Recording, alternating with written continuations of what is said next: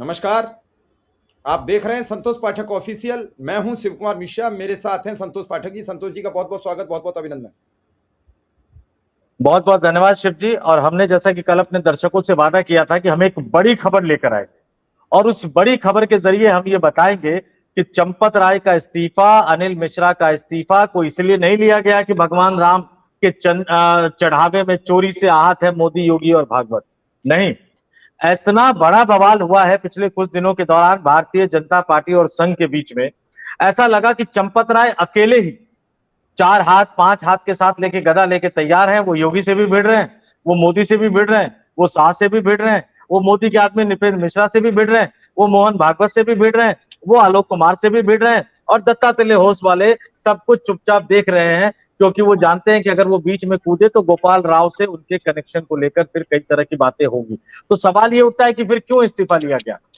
हमने लगातार इस पर खोजबीन की शिव जी, और जो हमारे पास जो बड़ी जानकारी है कि भारतीय जनता पार्टी के यहां से एक कागज भिजवाया गया। किसको कागज भिजवाया गया? वो वाया जो कोऑर्डिनेशन का काम देखते हैं बीजेपी और आरएसएस के बीच में, उनके जरिए नहीं भिजवाया गया, वो सीधे भिजवाया गया। और जैसे ही वो कागज भागवत साहब के हाथ में आया, भागवत साहब समझ गए कि खेला हो गया, अब इस खेले को रोकने के लिए कुछ ना कुछ करना पड़ेगा।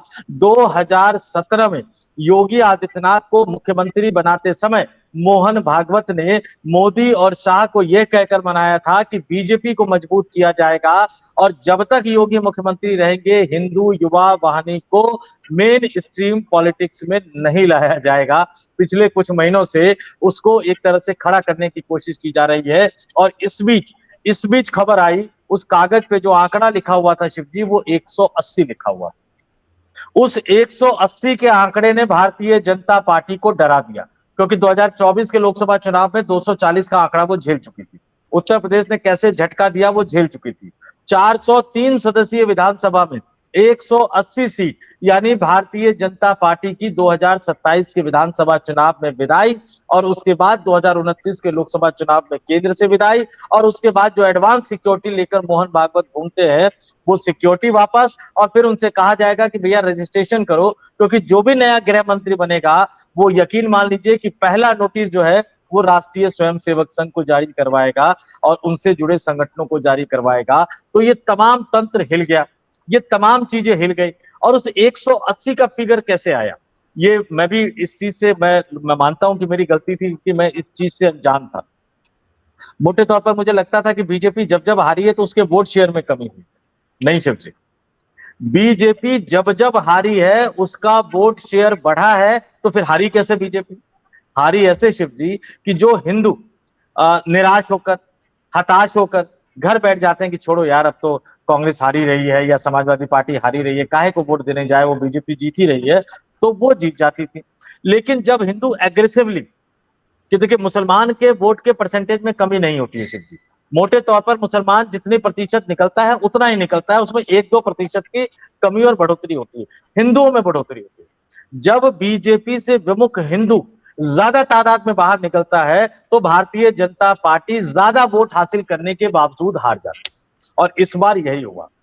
इस बार ये कहा गया कि जो हिंदू पिछली बार नहीं निकले थे बीजेपी से, निराश नाराज या थोड़ा बहुत भी कि ठीक है चलो मंदिर बना रहे हैं या जो काम कर रहे हैं वो सब करके, अब वो निकलेंगे। और वो निकलेंगे तो उनका एजेंडा ना सपा को जिताना होगा ना कांग्रेस को जिताना होगा, उनका एजेंडा सिर्फ और सिर्फ भारतीय जनता पार्टी को हराना होगा। और ऐसे में वो क्या करेंगे, जिस इलाके में जो भी उम्मीदवार मजबूत होगा उस उम्मीदवार को जिताएंगे। और भारतीय जनता पार्टी का अपना हाई लेवल का सर्वे ये बता रहा है कि वो 180 पर आकर टिक जाएंगे और उसके बाद तमाम राजनीतिक दल मिलकर सरकार बनाएंगे। अब ये आंकड़ा कैसे है? जब मैंने भी इसको, जो मेरे पास जो खबर आई, जब उन्होंने मुझे बताया तो मैंने इसको रिसर्च किया। ऐसा कैसे हो सकता है कि वोट शेयर ज्यादा मिलने के बाद बीजेपी हार जाए? तो जो आंकड़े मेरे पास आए शिव जी, वो चौंकाने वाले आंकड़े आए। और मैं बता देता हूं वो चौंकाने वाले आंकड़े दर्शकों के सामने। 1992 वो विवादित ढांचा ढहाया गया, उसके बाद जी। कल्याण सिंह समेत 4 भाजपा शासित राज्यों की सरकारों को बर्खास्त किया गया। कल्याण सिंह भगवान राम के मंदिर के नाम पर अपने आप को उन्होंने एक तरह से बलिदान कर दिया। उसके बाद फिर से चुनाव हुआ, कल्याण सिंह ही मुख्यमंत्री के चेहरे थे, तो सबको लग रहा था कि भारतीय जनता पार्टी की पूर्ण बहुमत की तो सरकार बनेगी शिव जी। और वो दौर था जब उत्तर प्रदेश उत्तराखंड जो था वो संयुक्त था। भारतीय जनता पार्टी को वोट ज्यादा मिला। 1991 की बजाय 1993 में वोट ज्यादा मिला, लेकिन भारतीय जनता पार्टी की सीटें घट गई सबसे। और उसके बाद मुलायम सिंह यादव मुख्यमंत्री बन गए काशीराम और मायावती के सपोर्ट से। आंकड़ा बता देता हूं, 1991 के विधानसभा चुनाव में जब संयुक्त उत्तर प्रदेश हुआ करता था शिव जी, तो भारतीय जनता पार्टी को पूर्ण बहुमत पहली बार उत्तर प्रदेश में मिला था। 221 सीटें मिली थी शिव जी, 221। और वोट कितना प्रतिशत था? 31.45% था। जब त्रिकोणीय नहीं बल्कि चार कोणीय मुकाबला था, क्योंकि 31.4545% वोट के साथ भारतीय जनता पार्टी 221 सीटें जीती थी। जनता दल को 92 सीटों पर जीत हासिल हुई थी, कांग्रेस 46 सीटों पर जीती थी, जेपी पार्टी 34 सीटों पर जीती थी और बीएसपी 12 सीटों पर जीती थी। लेकिन राम मंदिर के नाम पर अपनी सरकार को कुर्बान करने के बाद जब कल्याण सिंह 1993 के विधानसभा चुनाव में गए, समाजवादी पार्टी और बहुजन समाज पार्टी का गठबंधन था, मुलायम सिंह यादव और काशीराम का गठबंधन था, भारतीय जनता पार्टी के वोट में 2% की बढ़ोतरी हुई शिव जी। जो 31.45 था वो 1993 में 33.30 हो गया, लगभग 2% की बढ़ोतरी हुई। लेकिन सीट 1991 के 221 के मुकाबले में 1993 में घटकर 177 पर आ गया। ये 177 का आंकड़ा भारतीय जनता पार्टी को डरा रहा है शिव जी, क्योंकि अभी भी उसी 177 के आसपास यानी 180 के आसपास आ रहे हैं। और देखिए वोटों का गणित कैसे चलता है। 2017 का विधानसभा चुनाव, जब भारतीय जनता पार्टी के 13 साल का वनवास खत्म हुआ था, 40.54 यानी 40.5% वोट के साथ भारतीय जनता पार्टी को 403 सदस्यीय विधानसभा में 312 सीटें हासिल हुई थी। 312 सीटें 5 साल में जिन्होंने खेल किया, लोगों का गुस्सा बढ़ता चला गया। एक मॉडरेट हिंदू के सामने इनका असली चेहरा सामने आ गया। शमशान, कब्रिस्तान और पता नहीं क्या क्या विकास, ये सब उन सबको इन्होंने छोड़ दिया। तो हुआ क्या कि 2022 के विधानसभा चुनाव में लगभग 2.25% वोट बढ़ा भारतीय जनता पार्टी का क्षेत्र, 40.54 से 42.20 हो गया, लेकिन सीटें कम हो गई। 312 की बजाय सीटें अब कितनी आई 2022 के विधानसभा चुनाव में? 255 सीटें आई। अब इसको थोड़ा सा तुलना कर लेते हैं 2024 के लोकसभा चुनाव में। 2024 के लोकसभा चुनाव में बीजेपी का वोट प्रतिशत समाजवादी पार्टी से थोड़ा सा ज्यादा था, सीटें कम थी। भारतीय जनता पार्टी को 43.69% के साथ 33 सीटें मिली, उनके गठबंधन सहयोगियों को 3 मिली यानी 36 मिली। समाजवादी पार्टी को थोड़ा सा कम 43.52 के साथ बीजेपी से 1 सीट ज्यादा मिली, 37 मिली। 6 कांग्रेस को मिली यानी 43 आ गई। और अब बीजेपी को यह लग रहा है कि जो 40 या 42% का आंकड़ा है, चूंकि उनकी अपनी मेहनत है, यह हो सकता है कि 44 और 45% तक पहुंच जाए। लेकिन जिन हिंदुओं ने पिछली बार 2022 में या 2024 के लोकसभा चुनाव में बाहर निकलकर इसलिए वोट नहीं किया था क्योंकि वो भाजपा को वोट नहीं करना चाहते थे और भाजपा को हराना भी नहीं चाहते थे कि चलिए भगवान का काम कर रहे हैं, मंदिर बन रहा है, वो सब चीजें।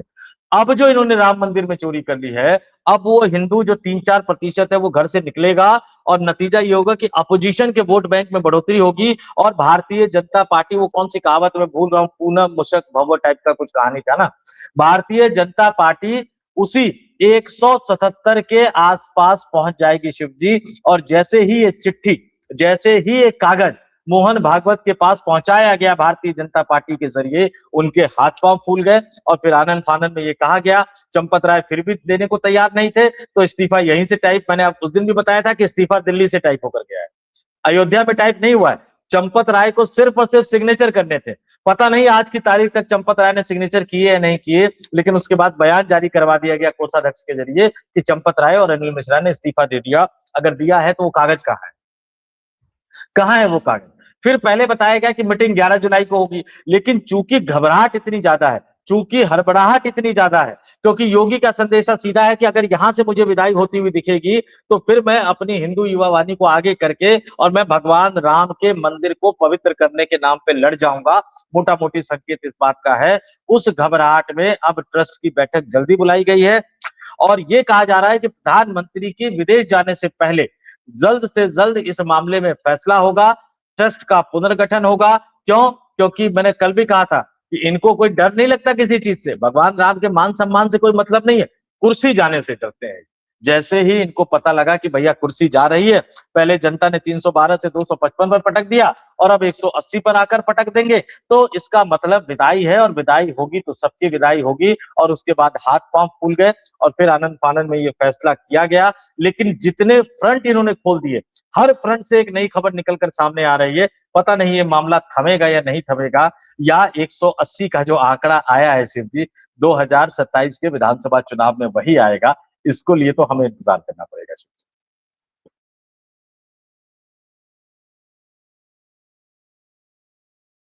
काफी समय से इंतजार ही कर रहे हैं।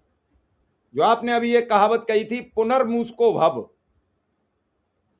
तो ये पुनर्मुस्को भव होना भी चाहिए। 15 वर्ष हो गए, 12 साल गुजर गए हैं 13वीं साल में, और 13वां का अंक तो बीजेपी के लिए बड़ा खतरनाक रहा है। 13 दिन, 13 तारीख, अब 13वीं साल है, और 13वीं साल में क्या क्या होने जा रहा है, ये बड़ी दिलचस्प कहानी बन गई है। संतोष जी, किसी ने सपने में नहीं सोचा था कि इस वर्ष जब उत्तर प्रदेश जैसे बड़े राज्य का विधानसभा चुनाव सर पर होगा, तब दान चोरी की बात सामने आ जाएगी। किसी ने नहीं सोचा था। अब बीजेपी इस बात से हैरान है कि ये लीकेज अखिलेश यादव को कौन दे रहा है। तो भैया संतोष जी, मान लो हम और संतोष जी की बहुत अच्छी दोस्ती, और संतोष जी यहाँ की बातें किसी को बताते हो तो हम तो संतोष जी पर भरोसा आंख मूंद कर करते हैं। कितने बजे हमें प्रोग्राम करना है, कितने बजे हम प्रोग्राम में आते हैं, और आते हैं तो हम पहले क्या बात करते हैं, बाद में क्या बात करते हैं, ये संतोष जी और हम ही जानते हैं। लेकिन तीसरा आदमी के पास पहुंची है तो हम दो तो अंदाज लगा सकते हैं, लेकिन लीक पोल जो देता है वो सिंगल आदमी को पता होती है कि हमने बताई है। तो या तो अखिलेश यादव बता सकते हैं कौन बता रहा है, या देने वाला बता सकता है। भाजपा रोज वोल टाइट कर रही है, कोई पता लग जाए। लेकिन क्या भाजपा ने यह सोचा कि इसी प्रक्रिया से तो आप आए थे 2011 से लेके 2014 तक, हर विभाग ने मोदी में पैसे के दम पर अपना आदमी खड़ा कर दिया था। मैं बड़ी साफ सुथरी बात करता हूं। आरके सिंह गृह सचिव हुआ करते थे, गृह सचिव का अपना एक रोला होता है। अब उन्हें तब पता लगा जब उनकी टिकट कट गई, तब उन्हें पता लगा कि हमने कांग्रेस के साथ जो गद्दारी की उसका हमें प्रतिफल मिल गया। जनरल वीके सिंह, चलिए एक छोटे राज्य के राज्यपाल बनाकर उनको फिर पुनर्मुस्को भव, और भी ऐसे कई लोग थे। आज पोजीशन ये है कि जो लोग कांग्रेस के साथ गड़बड़ी की है वो सब ठंडे बस्ते में जा चुके हैं। जो कांग्रेस से रूट कर लोग बीजेपी में गए वो सब ठंडे बस्ते में जा चुके हैं। चाहे ज्योतिरादित्य सिंधिया हो, जितिन प्रसाद हो, मंत्रालय जरूर मिले हुए हैं, लेकिन आपको कहीं दिखते नहीं है। जब राहुल के बगल में बैठने की हैसियत रखते थे, वो मोदी के अगल बगल से भी नहीं गुजर पाते। भाजपा सत्ता कैसे छोड़ दे? अगर 180 अंक आए, उत्तर प्रदेश से वैसे ही 73 से 37 पर आ गए हैं, उल्टा हो गया। और अगर सत्ता गई तो अखिलेश पता नहीं क्या क्या जांच करा दे। अभी तो मुख्यमंत्री नहीं है, तब चंदा की चोरी खोल दी, धंधे की चोरी खोल दी, दान की चोरी खोल दी, और मुख्यमंत्री आए तो बार बार कह रहे हैं अब की बार तो गोरखपुर भी चेक करा दूंगा। कल उनका ट्वीट आपने पढ़ा है? कल उन्होंने बड़ी गंभीर बात लिखी है। उन्होंने सवाल किया कि आखिर यह सब क्या हो रहा है, और मैं तो ये बड़ी जिम्मेदारी के साथ कह रहा हूं कि उन्होंने लिखा बनस्पति मारे मती। बनस्पति का मतलब आप समझ गए होंगे, उनका इशारा गांजे की तरफ था। उनकी पोस्ट आपके सामने। अपने मन के रंग का चश्मा लगाकर नहीं आए होते। आपको याद होगा योगी जी काले रंग का चश्मा लगा के आए थे, तब तो आपने ब्रेक की थी खबर कौन बनेगा उत्तर प्रदेश का मुख्यमंत्री। आप तो इसके चश्मदीद रहे हैं, तो शायद अपने चिराग तले काला अंधेरा जो हो रहा है उसे देख पाते। लोग पूछ रहे हैं इतनी बार जाते क्यों थे अयोध्या? क्या इनको भी लगता है ये स्पष्टीकरण उल्लेखनीय नहीं है? बात का न भटकाएं, मुद्दे पर रहें। हिसाब तो देना ही पड़ेगा, यहां का भी और वहां का भी, यानी अयोध्या का भी देना पड़ेगा। सत्ता में हम आए, गोरखपुर का भी देना पड़ेगा। बात निकली है तो दूर तलक जाएगी। अभी तो इसमें दिए तेल बाती के हिसाब किताब की बात भी आएगी। संतोष जी, जो 2 लाख, 5 लाख, 1 लाख, 10 लाख दिए जलते हैं, उनके तेल, दिया, बाती सब हिसाब लिए जाएंगे। इसके बाद क्या आपको लगता है शिव ये जी, जो मैं बीजेपी दर्शकों में को बता दूं, आपसी दो तीन तुलमेल चीजें। जो चलता है वो रुकेगा? हाँ, नहीं रुकेगा बिल्कुल, नहीं? नहीं रुकेगा, नहीं रुकेगा। मैं दो तीन चीजें बता देता हूं दर्शकों को। आज 1 जुलाई की तारीख हो गई है। प्रधानमंत्री नरेंद्र मोदी 6 जुलाई को विदेश जा रहे हैं। 6 से 11 जुलाई के बीच 3 देशों की यात्रा पर जा रहे हैं, इंडोनेशिया, न्यूजीलैंड और ऑस्ट्रेलिया। अब उससे पहले होता है कि नहीं होता है, क्योंकि 6 जुलाई को ही मीटिंग है, ट्रस्ट की बुलाई गई है, हो सकता है ट्रस्ट की मीटिंग उससे पहले हो जाए। इसके साथ एक बड़ी खबर, जो योगी ने कहा था 15 दिन में दूध का दूध और पानी का पानी हो जाएगा, आपने इतने 100 सालों तक इंतजार किया, उस एसआईटी का जो कार्यकाल है शिव जी, 15 दिन का और बढ़ा दिया गया है। यानी एसआईटी की फाइनल रिपोर्ट अभी तैयार नहीं हुई है।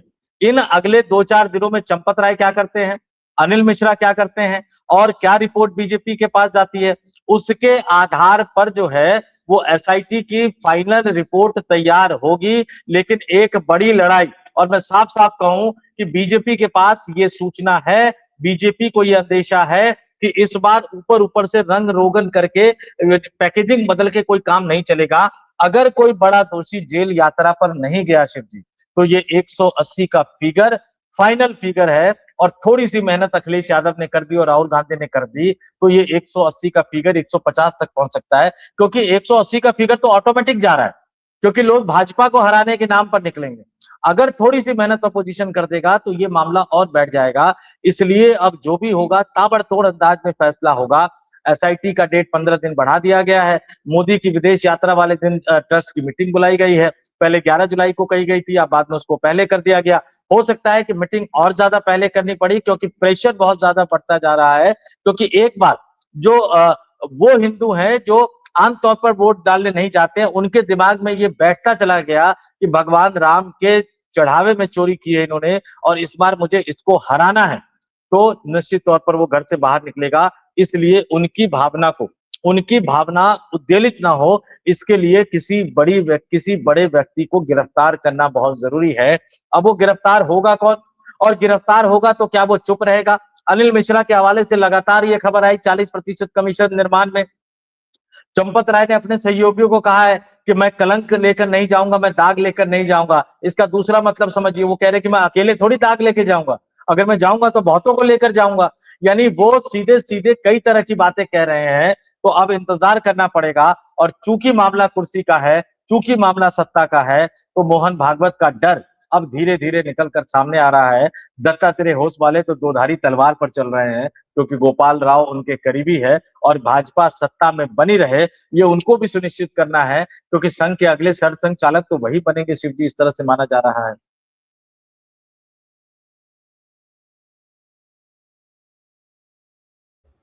कोई सरसंघ चालक बने और कोई संघ चालक बने, इस राम मंदिर की चोरी के बाद बहुत कुछ साफ हो गया है। इस चंदा चोरी के बाद कल मैंने 8 बजे लाइव प्रोग्राम में अपने यहाँ आमंत्रित किया था स्वामी प्रबोधानंद गिरी को, जो महामंडलेश्वर हैं। उन्होंने कहा कि 4 लाख मंदिरों पर आरएसएस और बीजेपी ने मिलकर कब्जा कर लिया है। इतने नरसिंहानंद चिल्ला रहे हैं कि बीजेपी आरएसएस ने बरसों पहले ही अपने कुछ स्वयंसेवक मंदिरों के साधु, मंदिरों के महात्मा, पुजारी बनाकर उतार दिए हैं। मंदिरों पर कब्जा भाजपा और आरएसएस ने कर लिया है।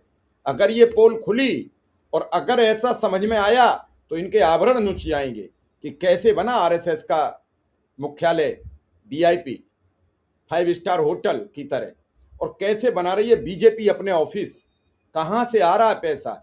इसकी जांच से भयांकृत होकर ये सब सांप नेबले इकट्ठे हो जाएंगे। जो हमको लगता है योगी मोदी से नाराज, मोदी शाह से नाराज, ये सब इकट्ठे हो जाएंगे। जब बरसात आती है, बाढ़ आती है, तो एक ही पेड़ पे सांप होता है और एक ही पे नेवला होता है, कोई किसी को मारता नहीं है।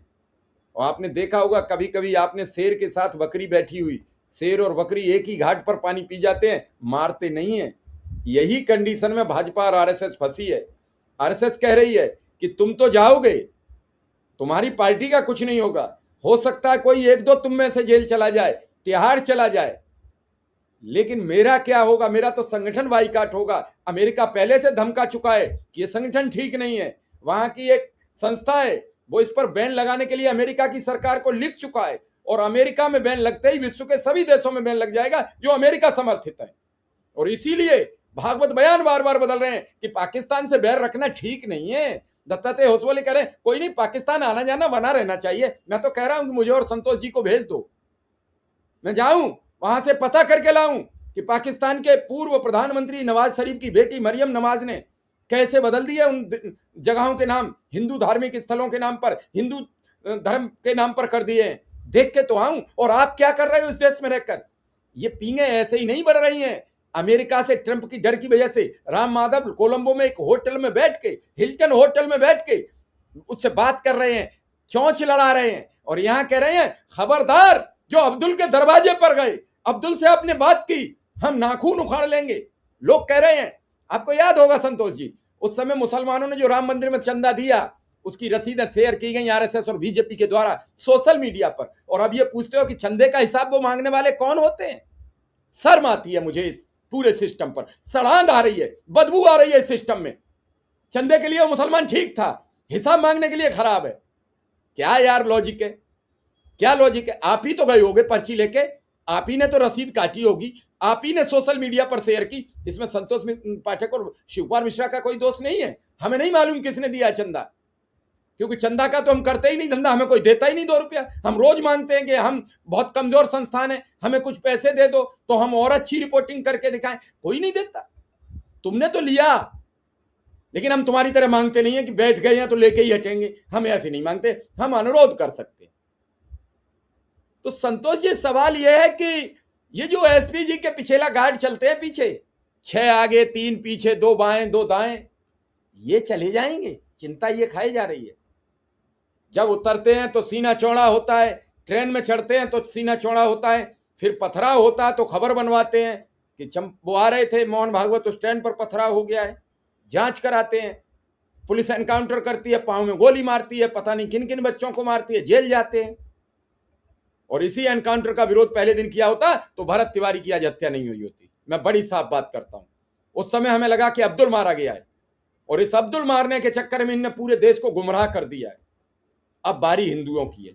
अब्दुल तो सरेंडर कर चुका है, अब्दुल कह चुका है, अब्दुल तो गाय बगाई जैसे खोड़ा में उस लड़के ने हत्या कर दी, गाय बगाई आएगा, लेकिन अब हिंदू आएगा। भरत तिवारी का दोष क्या था? कल जब वहां 50,000 लोगों ने जाके उसके ब्रह्म भोज में भाग लिया है, बिहार की सरकार हिली हुई है, कई मंत्री और विधायक दौड़ा लिए भीड़ ने, वहां घुसने नहीं दिए गए।